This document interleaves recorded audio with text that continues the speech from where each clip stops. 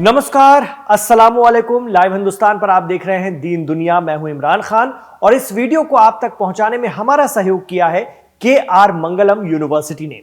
Middle east expert और gulf news के पूर्व एडिटर बॉबी नकवी ने दीन दुनिया में एक बहुत अहम बात बताई। उन्होंने कहा कि इस्राएल की खुफिया एजेंसी मोसाद और पीएम नेतन्याहू ने मिलकर अमेरिका को बेवकूफ बना दिया। जी हां, प्रेसिडेंट ट्रंप को बताया कि भाई हमने सारी तैयारियां कर ली हैं, एक दो दिन में ईरान में रिजीम चेंज करवा देंगे और हमला करवा दिया ईरान पर। लेकिन प्रेसिडेंट ट्रंप और अमेरिका भंवर में फंस गए और अब निकलने के लिए कस मसा रहे हैं। इसी को कहते हैं अपने ही गिराते हैं नशेमन पे बिजलियां।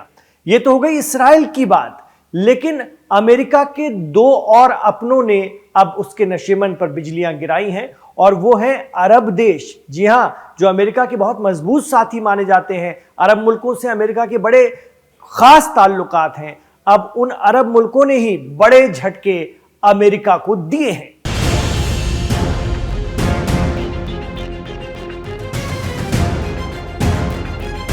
जी हां, दो अरब मुल्क जो अमेरिका के सबसे करीबी हैं, उन्होंने अमेरिका को हिलाकर रख दिया है।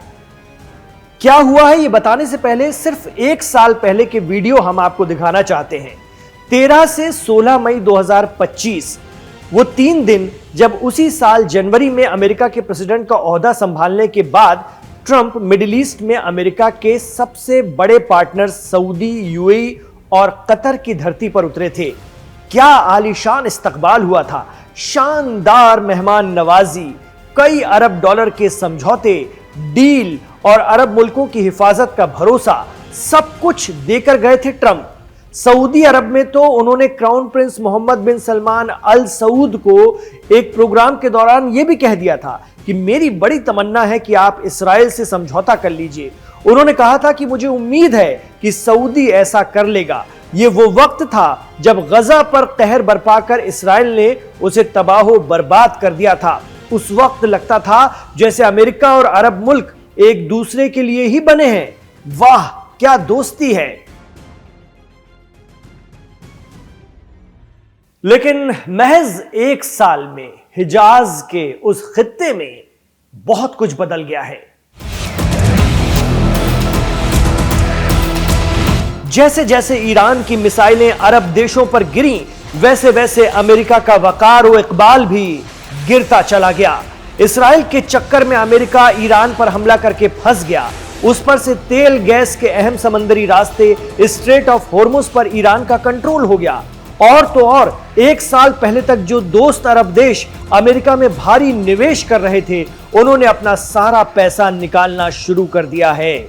जी हां, मीडिया रिपोर्ट बताती है कि यूएई और सऊदी ने अमेरिकी ट्रेजरी से $15 बिलियन निकाल लिए हैं। इसका असर अमेरिका की अर्थव्यवस्था पर देखने को मिलेगा। इसके साथ ही दोनों ने ईरान पर फिर से हमले का खुलकर विरोध कर दिया है। महज 24 घंटों के भीतर दोनों अरब मुल्कों ने अमेरिका को यह तगड़ा झटका दिया है।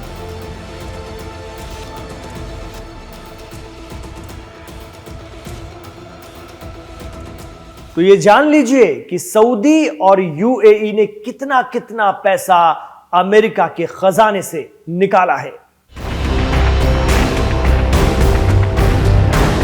सऊदी अरब ने मार्च में अमेरिकी ट्रेजरी बॉन्ड में अपनी हिस्सेदारी करीब 10.8 अरब डॉलर घटा दी है।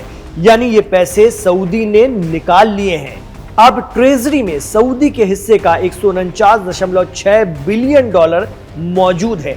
इसी तरह यूएई ने 5.8 बिलियन डॉलर की जमा पूंजी निकाल ली है और अब अमेरिकी खजाने में बतौर जमा पूंजी यूएई का 114.1 बिलियन डॉलर ही बचा हुआ है।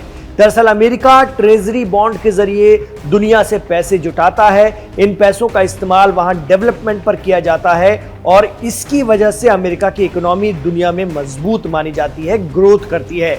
मीडिया रिपोर्ट बताती है कि सऊदी और यूएई ने जिस तरह से ट्रेजरी बॉन्ड से पैसा निकालने का अमल अंजाम दिया है, इससे अमेरिका पर कर्ज देने वाले देशों का भरोसा बहुत कम हो जाएगा। वहीं डॉलर की मजबूती के लिए भी ये एक बहुत बड़ा झटका है। तो सऊदी और यूएई ने यह झटका अमेरिका को ऐसे वक्त में दिया है जब ईरान के साथ जंग में उलझकर उसने अपने यहां भी ईंधन के दाम, पेट्रोल और डीजल के, गैस के दाम बढ़वा लिए हैं। अमेरिका में भी बड़ी त्राही त्राही मच रही है और लोग पेट्रोल के बढ़े दामों से परेशान हैं। ऐसे समय में सऊदी और यूएई ने ऐन मौके पर अपना पैसा निकाल लिया। जानकार कहते हैं कि अरब देशों को यह समझ आ गया है कि वक्त आने पर अमेरिका उन्हें नहीं बचा पाता है, बल्कि सारा फोकस इस्राएल को बचाने में लगाता है। यही वजह रही कि 40 दिनों की जंग में ईरान के हमलों से अरब देशों को तगड़ा नुकसान हुआ, जिसकी भरपाई करने में अब सालों लगेंगे। खास तौर पर तेल के जखीरे और पोर्ट को होने वाला नुकसान सीधे अरब देशों की रीढ़ पर हमला माना जाता है।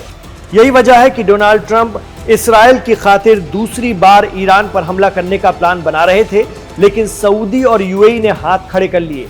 दोनों का कहना था कि युद्ध से उन्हें ज्यादा नुकसान होगा। सऊदी और यूएई ने तेल ठिकानों की रक्षा की दुहाई दी, जिसके बाद ट्रंप ने हमला न करने का फैसला किया। ये बात खुद उन्होंने सोशल मीडिया के जरिए दुनिया को बताई। ट्रंप का कहना था कि वो ईरान पर हमले से सिर्फ 1 घंटे दूर थे, लेकिन यूएई और सऊदी के विरोध की वजह से उन्हें अपना फैसला बदलना पड़ा। मिडिल ईस्ट में सऊदी और यूएई को अमेरिका का बहुत करीबी सहयोगी माना जाता है।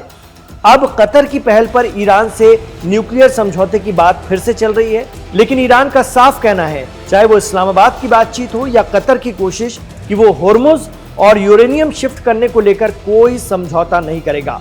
होर्मुज वो जीत चुका है, होर्मुज उसके ही कंट्रोल में रहेगा। अब होर्मुज पर कितना टैक्स कैसे लगाना है, बात इस पर होनी चाहिए।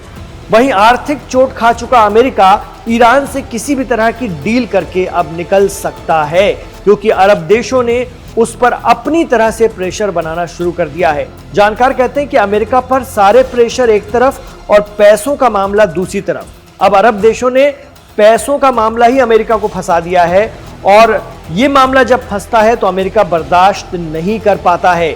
सऊदी और यूएई के ये झटके हो सकता है अमेरिका को इसीलिए दिए गए हों।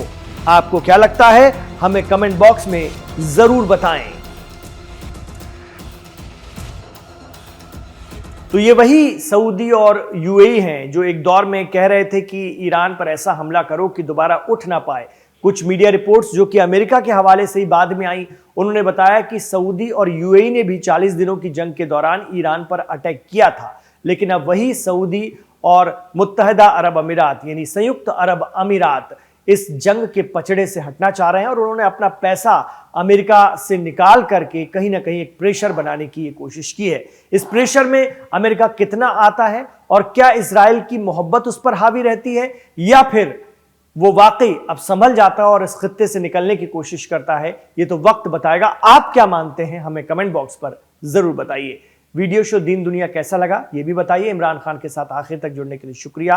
गुजारिश रहेगी वीडियो को लाइक कीजिए, ज्यादा से ज्यादा शेयर कीजिए, आगे बढ़ाइए। अपना ख्याल रखिए, अपनी दुआओं में हमें याद रखिए।